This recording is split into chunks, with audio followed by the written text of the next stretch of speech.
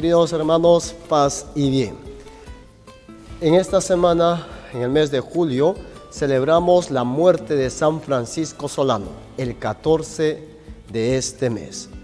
Y queremos revalorizar algunos aspectos de su vida. Sabemos que San Francisco Solano estudió primeramente en un colegio jesuita. Sin embargo, atraído por la forma de vida de los franciscanos, acogió el hábito franciscano a los 20 años. A los 20 años y evidentemente tras su formación sacerdotal emite la profesión solemne de la pobreza, la obediencia y la castidad dentro de la orden de San Francisco. Bien, se sabe también que de San Francisco Solano tiene dos hermanos, ¿ya? Y que él es el tercero y que evidentemente han tenido una buena, pero muy buena formación cristiana católica. ¿Quién era San Francisco Solano? Como decíamos, estudió en colegio jesuita. Se supone si hubiese nacido la vocación hubiese sido sacerdote jesuita, pero no. Él quiso ser hijo de San Francisco. Y aquí hay que revalorar una de sus virtudes, la música. Por ahí decían que por santo o por hermano, todos somos franciscanos. Y justamente, ¿qué nos hace ser franciscanos? El hecho de cultivar con alegría y con gozo la música como instrumento de evangelización. A modelo de San Francisco de Asís. Por algo se le reconoce a Francisco de Asís el juglar de Dios y ahora Francisco Solano, que por medio de su rabel va evangelizando. Bien. La iconografía de nuestra Iglesia Católica, además del rabel, presenta a San Francisco Solano con una cruz en la mano. Y esto también es porque es hijo de San Francisco de Asís. Francisco de Asís decía: yo me entrego a Cristo pobre y crucificado. Mi amor completo, yo quiero ser otro Cristo. Y San Francisco Solano, de la misma forma, a quien evangeliza no es a su persona, sino a la persona de Cristo pobre y crucificado. Bien, entonces estamos dando ya dos aspectos: el don de la música y la cruz como hijo al 100% de San Francisco. Otro aspecto, la creación.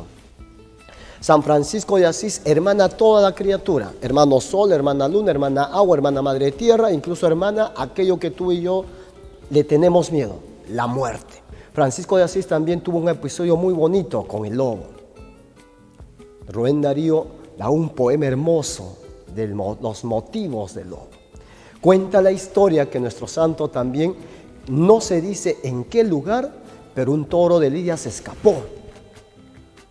Y llamaron al gran santo, a San Francisco Solano, para que lo apacigüe, a modelo de su padre Francisco de Asís, que apaciguó al lobo de Gubbio. Entonces, para poder nosotros apaciguar a una fiera, a una bestia, por decirlo así, primero hay que amarlo. Y nadie ama más las criaturas que los hijos de San Francisco. Bien. Otra situación también para poder tener en cuenta dentro de la vida de San Francisco Solano, pero como hijo de San Francisco de Asís. Compañero de un santo. Se cuenta por ahí, o ya es bien conocido, la historia de la peste que arrasó por allá en España y estaba acompañado de otro santo, quien es ahora doctor de la iglesia, San Buenaventura. Ambos llegaron a la santidad.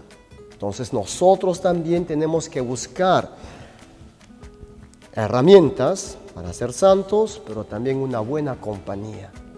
Misionero, pero misionero en el Perú. Cuenta también la historia que para llegar aquí sufrió un naufragio y que evidentemente solo confiado en la providencia divina llegó hasta Perú y fue el guardián de este convento de los descalzos, el primer guardián. Bien, denominado en esa época el convento de la Recolección. Aquí tenemos que ver algo muy importante, especialmente a nosotros que somos la nueva generación de predicadores, la nueva generación de educadores de la fe, de catequistas, de pastores, etc. el aspecto de su predicación. Cuenta que nuestro hermano, bien, predicó allá en Trujillo una catástrofe y se cumplió. Y fíjense que alguien ahora digas, por tu culpa, por tus pecados va a suceder esto. Alguien te dice ahora, estás loco. Y quizá en esa época también le decían a San Francisco Solano, eso no va a pasar. Pero para poder llegar ahí, en primer lugar, tenemos que tener un diálogo con Dios y después tener la convicción de que va a suceder así y profetizar en favor del pueblo. Bien, esto para que tengamos presente que San Francisco Solano, su predicación fue sobre todo para ayudar a que la gente se convierta de su mal actuar. Hoy estamos viviendo una pandemia. Muchos estamos saliendo y qué bien, porque evidentemente no podemos dejar que este virus nos asuste, nos esté acorralando. Sin embargo, algunas personas salen simplemente por gusto y no piensan en el bienestar de los demás. Una pena ver que en un entierro estén llevando orquestas, bailarines. ¿Por qué? ¿Por qué? Si saben que estamos en una situación muy, pero muy fuerte. Ahí tendríamos que ir como a San Francisco Solano. Oiga, si ustedes siguen así, quizá podríamos hablar hasta de un castigo divino, pero no vamos a llegar a tanto. Pero San Francisco Solano sí estaba convencido de eso porque era un hombre de oración. ¿Bien? Y finalmente, quiero hacer el hincapié en esta situación que se le llama el taumaturgo limeño. Taumaturgo también una característica que se le dio a San Antonio de Padua. ¿Por qué? Porque también San Antonio de Padua tenía esta gran dicha de tener muchos milagros. De la misma forma, San Francisco Solano, el santo del Perú, aunque haya nacido en España, se santificó en el Perú porque vivió acá 20 años. Bien, entonces tenemos que recordar que siempre los santos son nuestros intercesores para poder robarle, entre comillas, un milagro a Dios.